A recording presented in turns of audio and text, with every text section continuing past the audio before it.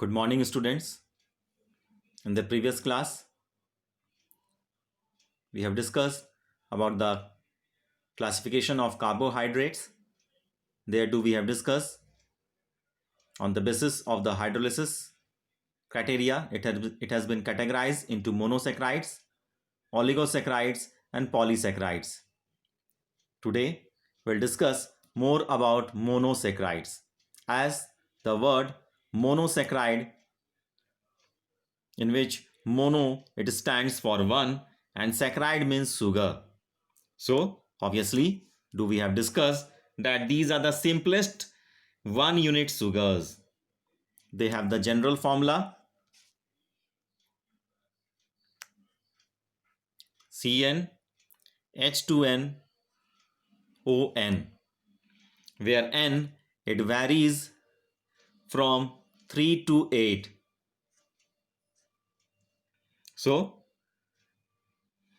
thus we have trioses, tetroses, trioses it would be C3S6O3, tetroses C4H8O4, pentoses C5H10O5. Just do like hexoses C6H12O6, heptoses C7H14O7, and octoses that would be C8H16O8. So the most important naturally occurring monosaccharides are pentoses and hexoses. Of these, glucose and fructose, they are undoubtedly the most important and typical monosaccharides, as glucose, which is C6H12O6, which is also called as dextrose, which is the most common monosaccharide, and it is also called as dextrose because it occurs in nature principally as the optically active dextrorotatory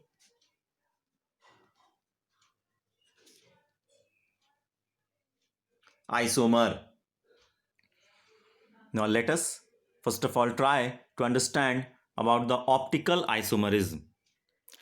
Optical isomerism is a type of stereoisomerism. The outstanding feature of optical isomers is that they have the ability to rotate the plane polarized light. So this property of rotating the plane polarized light is known as optical activity. So let us first of all try to understand. The light from the ordinary electric lamp is composed of waves vibrating in many different planes. When it is passed through Nicol prism, which is made up of calcite, calcium carbonate, or we may say a polarized lens, light is found to vibrate in only one plane and is said to be plane polarized. So the light from the ordinary lamp, it is composed of waves vibrating in different planes. When it is passed through the Nicol prism or polarized lens, it is found to vibrate only in one plane and said to be plane polarized or simply polarized light. So the diagrams here, it illustrates the vibration of the ordinary and polarized light from a beam propagated perpendicularly to the plane of paper. So, solutions of some organic compounds have the ability to rotate the plane of polarized light, and these compounds are called to be optically active. So, this property of a compound is called as optical activity. Regarding the optical activity is concerned, it is detected and measured by means of a polarimeter. So, when a solution of known concentration of an optically active material is placed in the polarimeter, the beam of polarized light is rotated through a certain number of degrees, either to the right, means clockwise, or to the left, means anti-clockwise. So, the compound which rotates the plane of polarized light to the right side or clockwise direction is said to be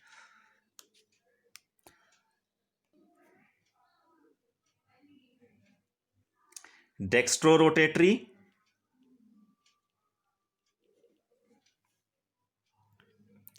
and it is indicated by the plus sign.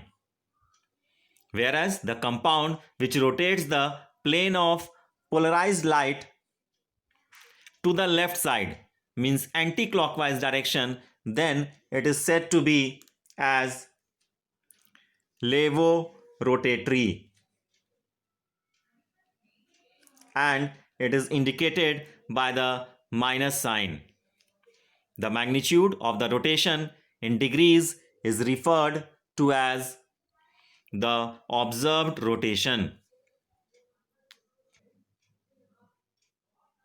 So as we are discussing about the glucose, it is also called as dextrose because it is optically active dextrorotatory isomer. Means it rotates the plane of polarized light towards the clockwise direction or to the right side. So it is also called as plus sugar.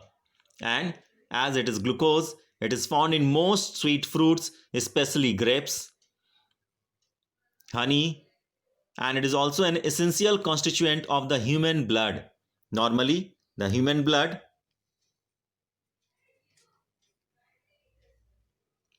it contains around about 65 to 110 milligrams of glucose per 100 ml of blood. So, in diabetic patients, the level may be much higher. In the combined state, the glucose occurs in abundance in the cane sugar as well as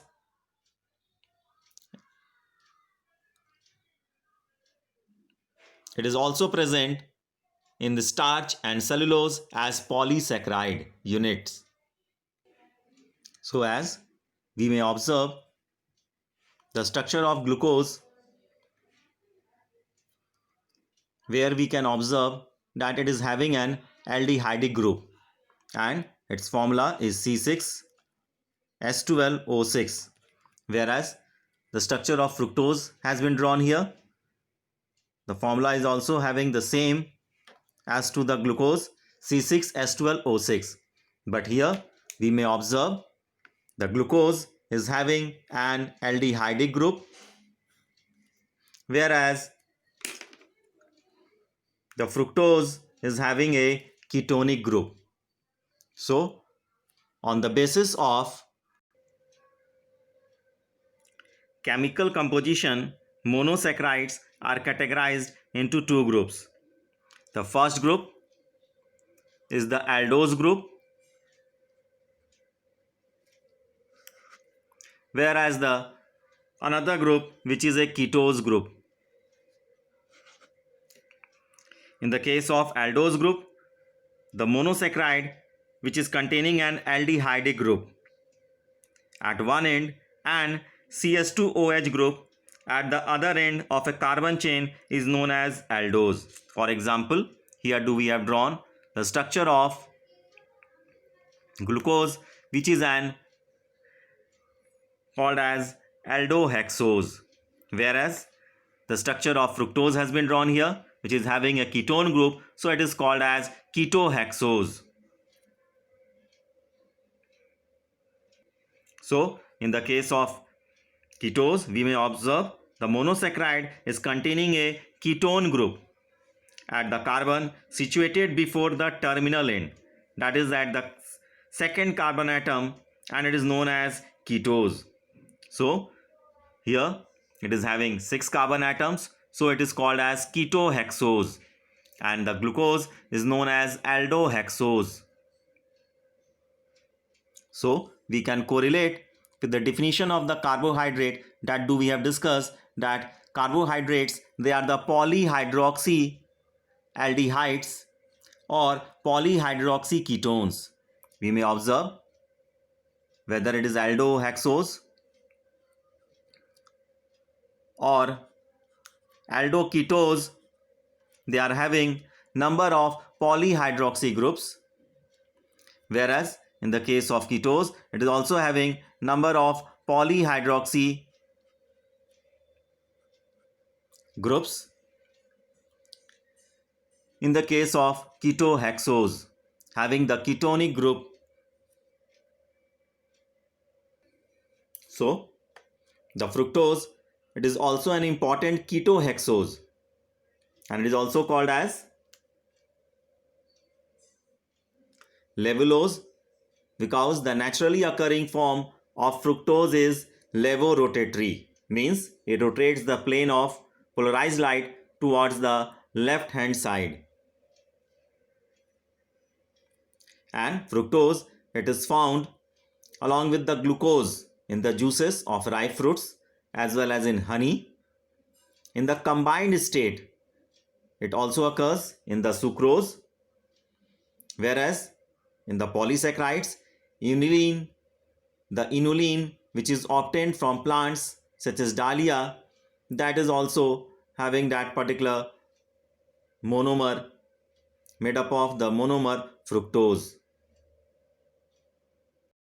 So till so far we have discussed about that monosaccharides, that they are the simple unit of sugars or simple unit of, we can say, carbohydrates, means to say polyhydroxyaldehydes or polyhydroxy ketones, which cannot be broken down further into simpler carbohydrates upon hydrolysis. For example, the glucose or fructose, which is C6H12O6, in the presence of water, it cannot be broken down into any other, or we can say any other simpler form. So they are called as monosaccharides or simple sugars. Now we'll discuss about oligosaccharides. As we have discussed, they are made up of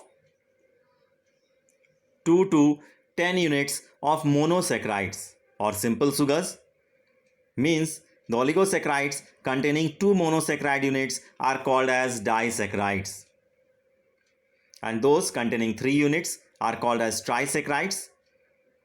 So we can say upon hydrolysis they yield simpler sugars.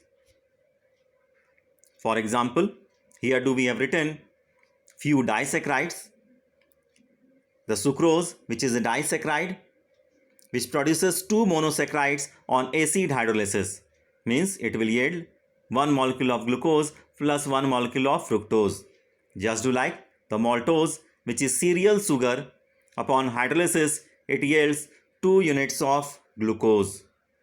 Whereas the lactose, which is a milk sugar, it is also a disaccharide. It yields 1 molecule of glucose and 1 molecule of galactose. Haworth, he thought that these structures were awkward, so he introduced the hexagonal representation resembling the heterocyclic pyrene ring, which contains 5 carbon atoms and 1 oxygen in the ring. Thus he claimed the name as glucopyronase. for the hexagonal structures of the molecule D-glucose. So it was called as glucopyranose. So just we may observe through a simple example in which sucrose is formed by the joining of glucose unit, one glucose unit and one fructose unit. So in a disaccharide, the two monosaccharides are joined together by acetal or glycoside formation. We can say the hemiacetal or the OH of hydroxy group of one monosaccharide and the OH of the second monosaccharide dehydrates to establish the bond which is called as glycosidic bond between the two monosaccharides. So the disaccharide, they are composed of two units of monosaccharides joined by a glycosidic bond. So this is the case for sucrose, which is an ordinary table sugar which is obtained from cane sugar. Sucrose, it is composed of alpha D glucose units and beta D fructose unit. So these units, they are joined by alpha beta glycosidic linkage between C1 carbon atom of the glucose unit and the C2 of the fructose unit. Now we'll discuss the third category of carbohydrates, which are polysaccharides. As we have discussed, they are made up of many, or we can say more than 10 units of monosaccharides by glycosidic linkages.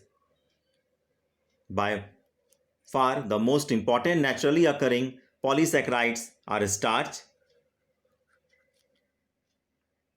cellulose,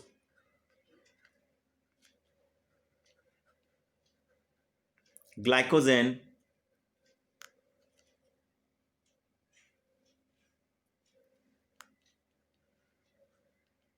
inulin,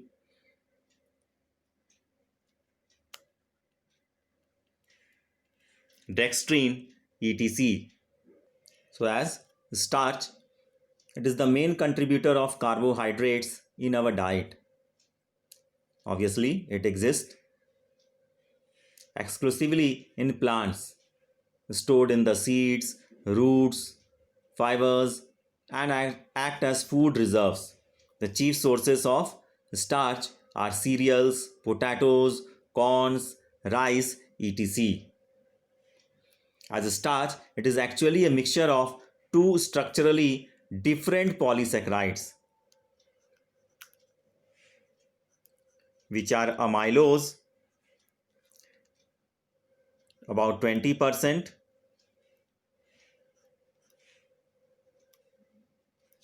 and amylopectin, which constitutes around about 80%. And this starch, it forms secondary structures.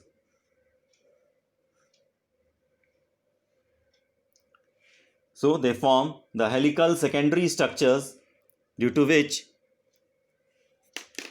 within their loops the iodine, it gets traps and it gives blue black color, whereas in the case of cellulose, it is formed of glucose units, and it is the most structural material of trees and other plants, and it forms a straight chain structure, due to which it doesn't form loops, so it is unable to trap the iodine molecule within it. So it doesn't gives the blue black color when it is tested with iodine. The animal cells, they store the excess food excess carbohydrate in the form of glycogen. Where do the plants they do store in the form of starch. So glycogen, it is an reserve food material within the animal body, and inulin, it is also a polymer of fructose units, whereas dextrine, it is an intermediate product formed during the hydrolysis of starch. For the glycogen structure, it has having a branch chain.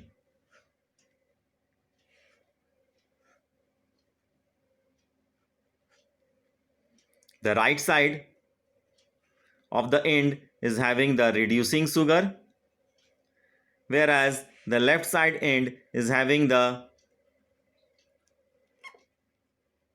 non-reducing end. So by the convention, we may easily try to remember that the right side starts from R, it is having the reducing end, whereas the left side, it is having the non-reducing end in the case of glycogen. So as the starch, cellulose and glycogen, they are formed by the condensation of glucose units. So they are formed of single type of monomers. So they are also called as homopolysaccharides. The inulin is also formed of fructose units. The dextrine, it is also a product formed from the hydrolysis of starch, so they are also homopolysaccharides. Whereas the heparin, it is heteropolysaccharides, means it is formed of different monomer units. So till so far here we have discussed about the carbohydrates, the different categories, the classification into monosaccharides, oligosaccharides and polysaccharides. The monosaccharides, they were again divided into aldoses and ketoses, whereas the polysaccharides, they were divided into homopolysaccharides and heteropolysaccharides. Thank you. Have a nice day.